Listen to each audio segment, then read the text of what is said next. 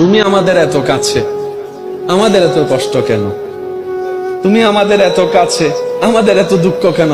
রব বলে আমি আনা কাছে, আমার দায়িত্ব আমি পালন করেছি, তোর দায়িত্ব তো তুই পালন করস নাই, তোর দায়িত্ব তো তুই পালন করস নাই।